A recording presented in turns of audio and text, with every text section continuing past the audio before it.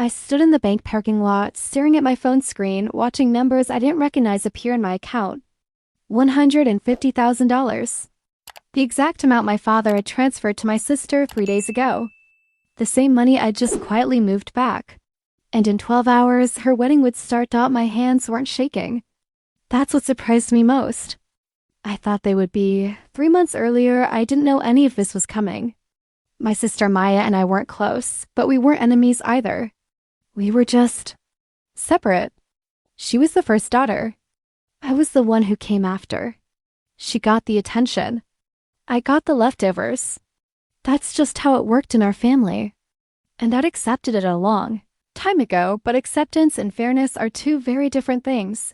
The first time I heard about the wedding money, I wasn't even supposed to be listening. I'd come home to pick up some documents I'd left in my old room. Dad was in his office. The door was cracked open. And I heard him on the phone with Maya, his voice warm in a way it never was with me. $150,000 should cover everything, sweetheart. Venue, catering, dress, honeymoon. I want your day to be perfect. I froze in the hallway. $150,000. For one day, I got married 2 years ago. Dad gave me a $20 Starbucks gift card and said congratulations. I thought he was joking at first. He wasn't. My husband thought I was exaggerating when I told him later that night. I showed him the card. It still had $19.40 on it. I'd bought one coffee with it. Couldn't bring myself to use the rest. I stood there listening as he told Maya the money would be in her account by Friday. He told her she deserved it. Told her she'd always made him proud. Told her this was his way of showing how much she meant to him. I counted the words, deserved, proud, love, words I'd been chasing my entire life. I left without the documents. I didn't want him to know I'd heard. That night, I couldn't stop thinking about it. Not just the money, although that stung in ways I didn't expect. It was the tone in his voice. The pride. The love. Things I'd spent 32 years trying to earn and never quite managing to reach. My husband noticed I was quiet. I told him I was tired. I wasn't ready to say it out loud yet. Saying it would make it real. And making it real would mean admitting how much it hurt. 2 days later, Maya called me. She was excited, talking fast the way she always did when something good happened to her. She told me about the venue she'd booked. Some luxury estate an hour outside the city. $14,000 just for the space. She laughed when she said the number like it was nothing.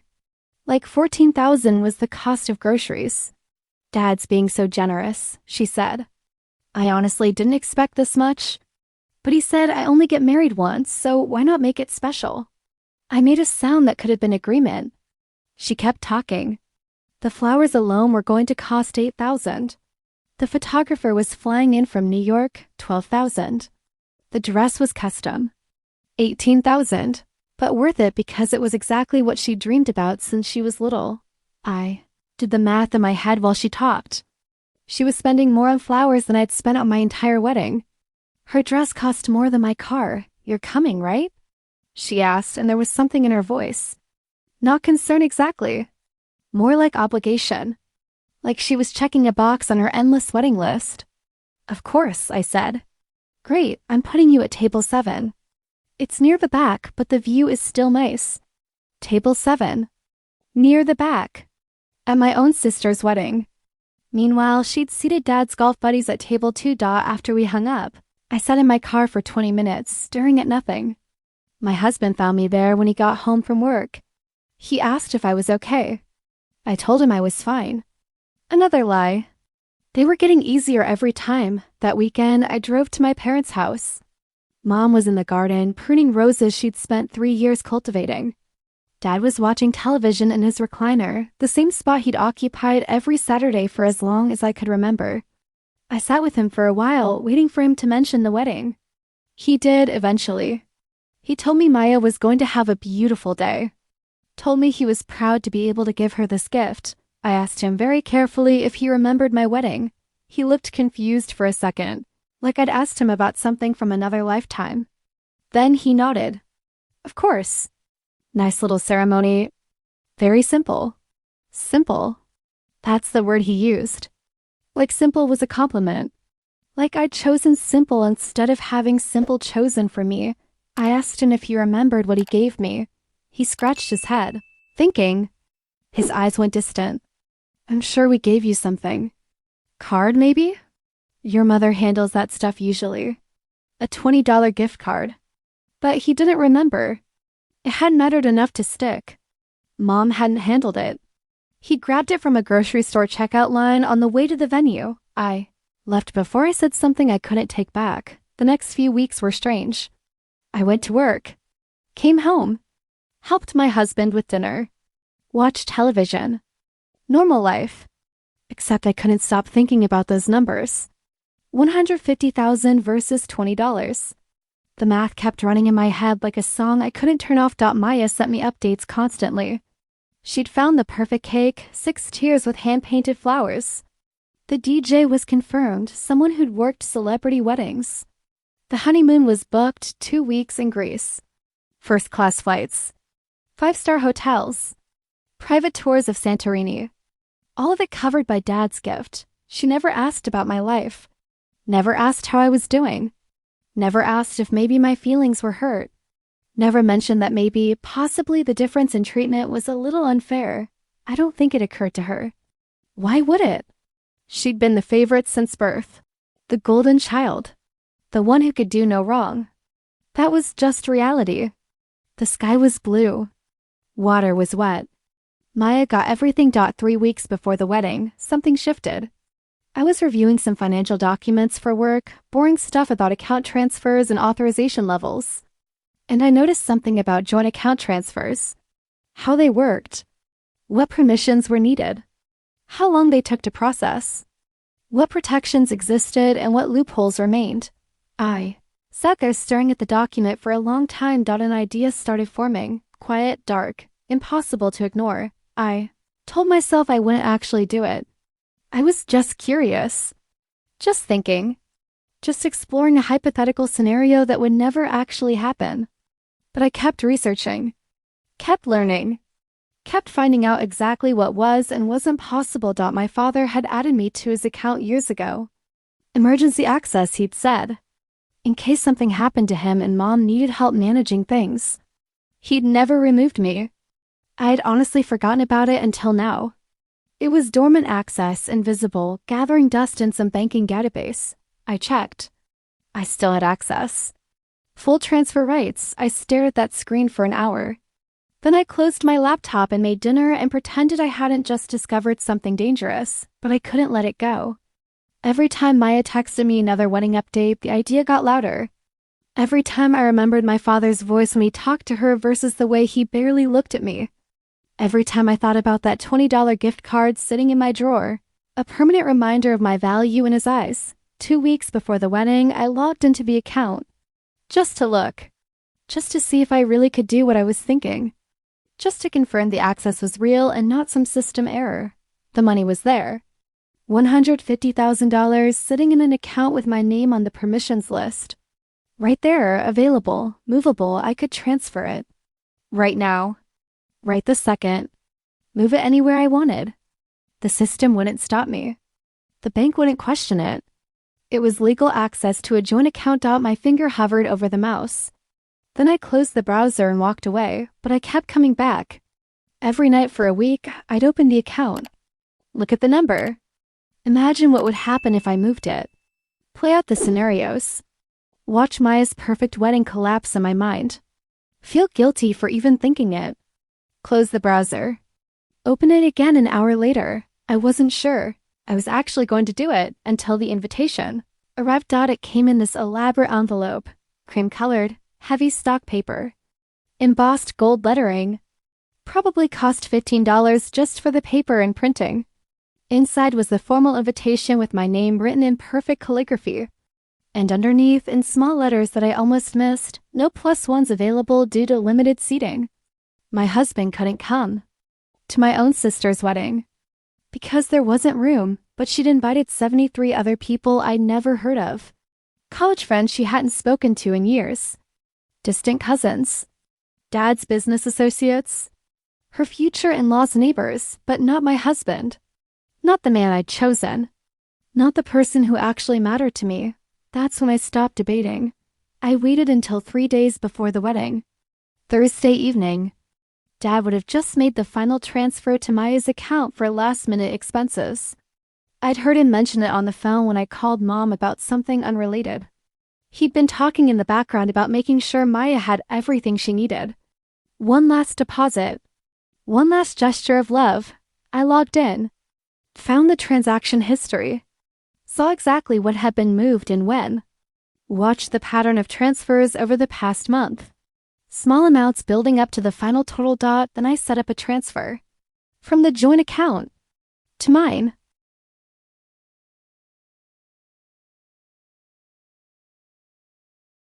$150,000, every penny. I sat there for 5 minutes, staring at the confirm button. Thinking about consequences. Thinking about family. Thinking about fairness and love and $20. Gift cards and tables near the back and uninvited husbands and 32 years of being. Invisible, I clicked confirm. The transfer went through. Immediate, done. Irreversible. Asterisk, I closed my laptop. Made tea, sat on my couch. Waited for the guilt to hit. It didn't come. What came instead was something quieter. Something that felt like justice, even though I knew that wasn't quite the right word. Maybe it was balance. Maybe it was just exhaustion finally turning into action. Asterisk, the next morning. Friday, my phone started ringing at 6:30. Maya. I let it go to voicemail. She called again. Then again. Then my father called. Then my mother. Then Maya again. Then a number I didn't recognize. Then Dad again. Asterisk, I was at a coffee shop, sitting by the window, watching people walk by. My phone buzzed and rang and buzzed and rang on the table in front of me. I took a sip of my coffee and waited. Let it ring. Let the panic build on their end while I sat in perfect calm. Asterisk, finally, around 8, I answered. It was Maya. Her voice was high, panicked. Breaking, asterisk. The money's gone, she said. All of it. Every dollar. Dad's account shows a transfer, but it's not in mine. The venue needs the final payment today, or they're canceling. I don't know what happened. The bank says there was a transfer to another account, but they won't tell me whose. Dad's losing his mind. We're at the bank right now trying to figure out where it went. Asterisk, I made a sympathetic sound. That's awful. Have you called the fraud department? Asterisk, they say it wasn't fraud. It was a legitimate transfer. Someone with authorized access moved it. But Dad says he didn't do it and I didn't do it and Mom doesn't even have access to that account. We don't understand what's happening. Asterisk, her voice cracked. She was crying. Real tears. Genuine panic. This wasn't manipulation. This was actual fear. I felt nothing. I'm sure they'll figure it out, I said calmly. Banks have records of everything. Asterisk, I don't have time for them to figure it out. The wedding is tomorrow. Tomorrow. The venue is threatening to cancel. The caterer already pulled out because we can't pay them. The photographer is asking for payment or she's not coming. Everything is falling apart. Asterisk, I took another sip of coffee. Watched a bird land on the sidewalk outside. Asterisk, can you? Could you possibly lend me something? Just to cover the venue? I'll pay you back as soon as this gets sorted out. I promise. I just need enough to hold things together for one more day. Asterisk, I paused. Let the silence stretch. Let her sit in it. How much do you need? Asterisk, 14,000. Just for the venue, please. You're my sister. I'm begging you. Asterisk, I took another sip of coffee. Let the moment breathe. Maya, I don't have $14,000 just sitting around. My wedding cost $12,000 total. I had to save for 2 years for that. Asterisk, silence on her end. Complete silence. I could hear her breathing, but nothing else. Asterisk then. Wait, how much was your wedding? Asterisk, $12,000 total, everything included. Dad gave me a $20 gift card. Starbucks. I'm sure he told you. Asterisk, more silence. Longer this time. Heavy. Asterisk, he gave you. $20? Asterisk, gift card, technically. Starbucks. Still have it, actually. $19.40 left on it. Asterisk, I could hear her breathing. I didn't know that. Asterisk, I know you didn't. Asterisk, I'm sorry. I didn't. I should have asked. I should have noticed. Asterisk, yes, I said quietly. You should have. Asterisk, she started crying harder. I don't know what to do. Everything's falling apart. The venue, the caterer, the photographer. Everyone needs payment today or they're pulling out. This was supposed to be perfect. I've been planning this for a year. Everyone's expecting something amazing. Asterisk, I looked out the window. Watched a couple walk by holding hands, laughing about something. Maybe it doesn't need to be perfect. Maybe simple is okay. My wedding was simple. It was still beautiful. Asterisk, I can't have simple, she said, and her voice turned sharp, defensive. I've been telling everyone about this wedding for months. Everyone's expecting something incredible. I can't show up with simple. I can't disappoint everyone. Asterisk, and there it was. The real issue. Not the wedding. Not the love. Not the marriage. The expectations. The image. The performance. Asterisk, I have to go, I said. Good luck with the bank. I hung up before she could respond. My father called 10 minutes later. He was angry.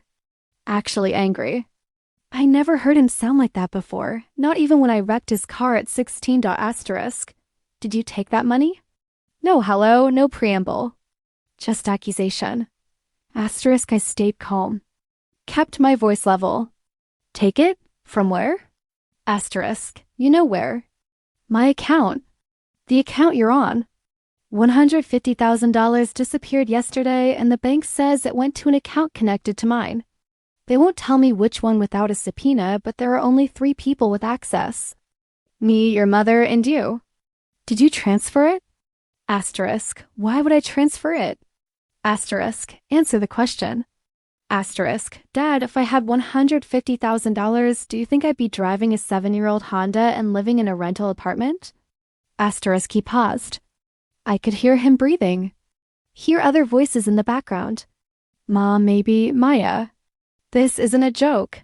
Your sister's wedding is tomorrow. That money was for her. It's gone. If you know anything about where it went, asterisk, I know that when I got married, you gave me a $20 gift card and didn't even remember doing it.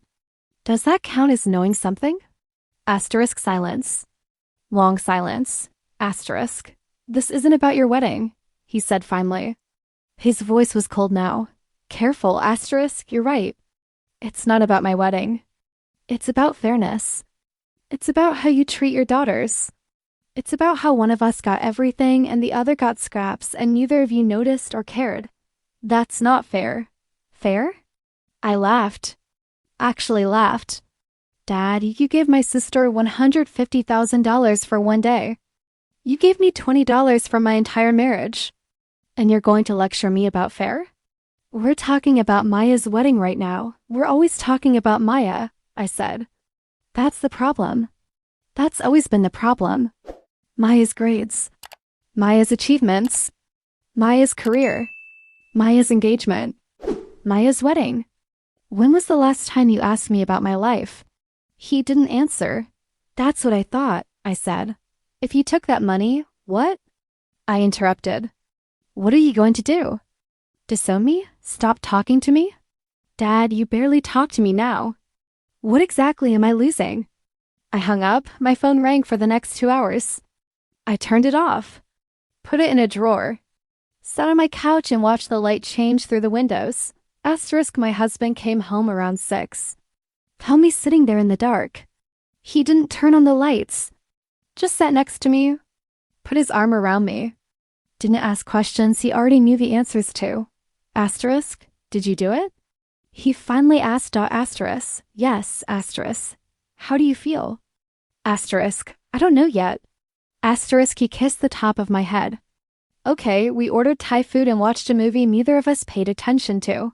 The wedding was scheduled for 2 p.m. the next day, Saturday. I didn't go.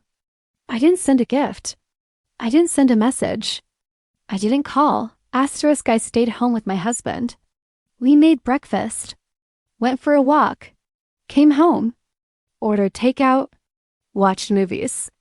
He held my hand and I held his, and we didn't talk about what was happening an hour away at a courthouse instead of a luxury venue. Asterisk Sunday morning. I turned my phone back on. 47 missed calls. 63 text messages. 12 voicemails, asterisk most were from Maya, angry at first. Desperate. Then confused. Then just sad, asterisk the last one sent at 11 p.m. Saturday night said they canceled everything. We got married at the courthouse this morning. Just us and 2 witnesses from the hallway. Mom cried the whole time. Dad won't talk to me. He won't talk to anyone. I don't understand what happened. I don't understand how this is fair.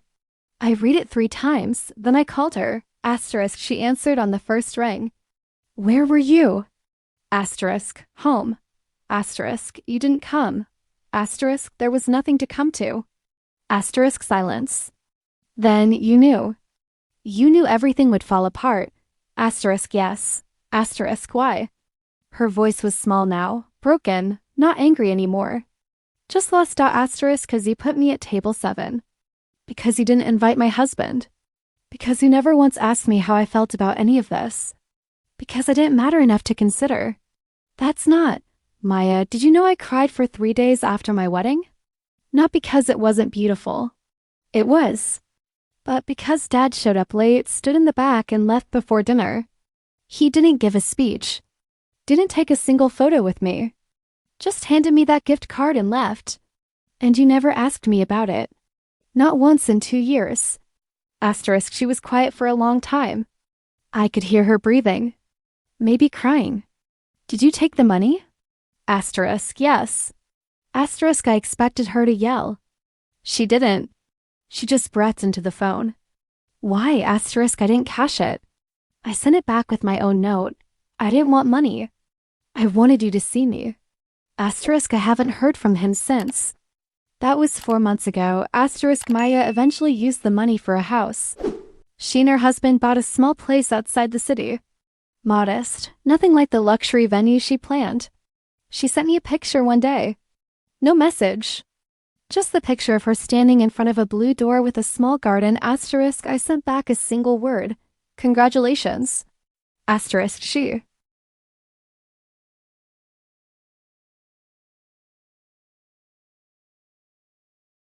Because fair is fair.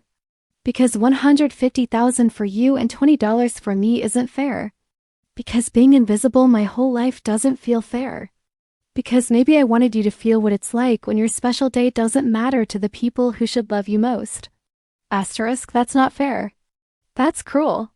Asterisk, no, I said. Cruel's watching your sister get everything while you get nothing and being expected to smile about it. Cruel is being told your wedding was nice and simple like simple was a compliment. Cruel is not being worth remembering. Asterisk, I'll never forgive you for this. Asterisk, I know. Asterisk, Dad will never forgive you either. Asterisk, I know that too. Asterisk, was it worth it? Destroying my wedding? Ruining everything? Was it worth it? Asterisk, I thought about that. Really thought about it. Ask me in a year. She hung up. I sat there holding my phone for a while.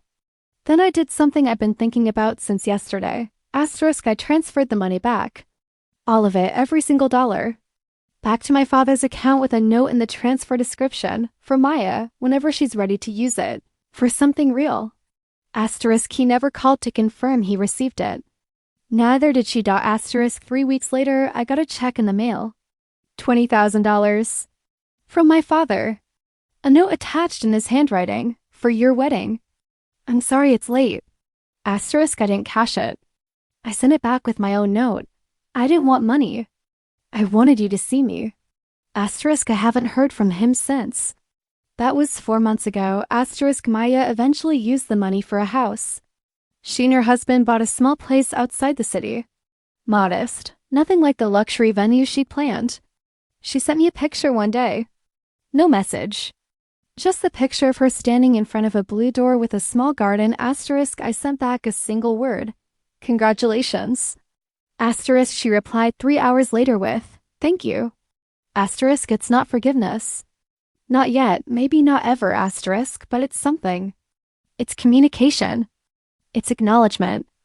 It's the first time in my life Maya has treated me like someone whose opinion matters. Asterisk my mother called once. 2 months after everything happened. She didn't mention the wedding. Didn't mention the money. Just asked how I was doing. If I was okay. If my husband and I were happy, asterisk I told her we were. She said that was good. We talked for 20 minutes about nothing important. The weather. Her garden. A book she was reading. Normal things. Easy things. Asterisk before we hung up she said, I'm sorry we didn't see it. Asterisk see what? Asterisk how much it hurt you. How unfair we were. I didn't know what to say to that. Your father's stubborn, she continued. But he's thinking. I know he is. Asterisk. Okay. Asterisk. He loves you. He's just bad at showing it. Asterisk. I know. Asterisk. We haven't talked since.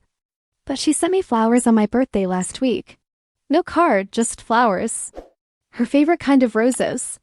The one she grows in her garden. Asterisk. I think about that morning a lot. Standing in the bank parking lot. Watching those numbers move. Knowing I was about to break something that might never get fixed. Asterisk. Would I do it again? Asterisk. Honestly? I don't know. Maybe, maybe not. Asterisk. What I do know is this. Sometimes being invisible your whole life makes you dangerous. Not because you want revenge, but because people forget you're watching. They forget you have power too. They forget you're keeping score. Asterisk. And when you finally use that power, they never see it coming. Asterisk. The money didn't matter. Not really. It was never about the money. It was about being worth $150,000 worth of love. About being worth consideration. Worth remembering.